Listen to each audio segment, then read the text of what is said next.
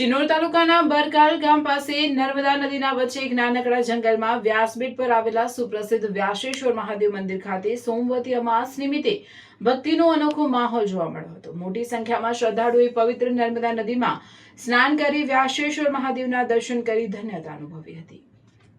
શિનોર તાલુકાના બરકાલ ગામ પાસે નર્મદા નદીના વચ્ચે આવેલા એક નાનકડા જંગલમાં વ્યાસેશ્વર મહાદેવનું સુપ્રસિદ્ધ અને આસ્થાનું કેન્દ્ર ગણાતું મંદિર આવેલું છે।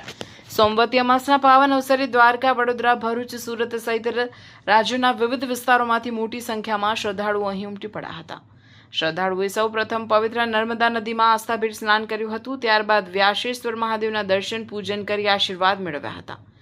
મંદિર ખાતે યોજાયેલી મહાપ્રસાદીનો લાભ લઈ ભક્તોએ આધ્યાત્મિક આનંદની અનુભૂતિ કરી હતી।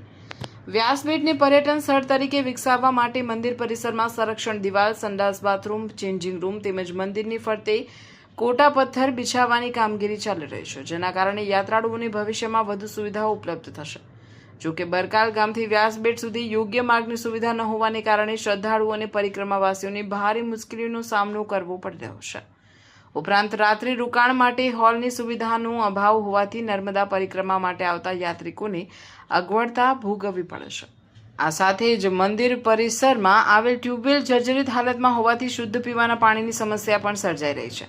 તેથી મોટી પાણીની ટાંકી સહિતની આવશ્યક સુવિધાઓ ઊભી કરવા અને માર્ગ સહિતના પ્રશ્નોનું તાત્કાલિક નિરાકરણ લાવવા સરકારી તંત્ર જરૂરી કાર્યવાહી કરે તેવી માંગ શ્રદ્ધાળુઓ અને સ્થાનિકોમાં ઉઠી છે। રિપોર્ટર સંજય ખત્રે, શિનોર સમાચાર ન્યૂઝ, શિનોર। ચાલુ કરું। જય પરમાત્મા। હું રણછોડભાઈ રાવલ, અમદાવાદ રહેવાસી, નરોડા મુકામે, અને મારા જે મોટા ભાઈ છે તે ધોરકાથી દર અમાસે શ્રી વેદવ્યાસ ભગવાન જે નર્મદા કિનારે મહાદેવજીનું મંદિર આવેલું છે ત્યાં આગળ 23 વર્ષથી 100-150 જણાનો લઈ અહીંયા દર્શનાર્થી આવીએ છીએ।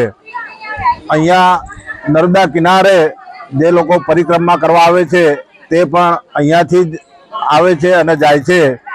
અહીંયા જે પૂજારી તરીકે હર્ષદભાઈ રાવલ તેઓ ખૂબ સરસ પૂજા અર્ચના કરે છે, પણ અહીંયા દર્શનાર્થીને આવવા માટે જે રસ્તો નથી તેમાં અમો દર્શનાર્થીને ખૂબ અગવડ પડે છે।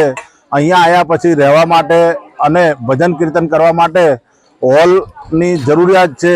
સરકારશ્રીને અમારું નિવેદન છે કે એક હોલ અને રસ્તો અને રહેવા માટેની રૂમોની વ્યવસ્થા કરે, અહીંયા થોડીક સગવડ કરે તો દર્શનાર્થીઓને ખૂબ આનંદ મળે, ભક્તિ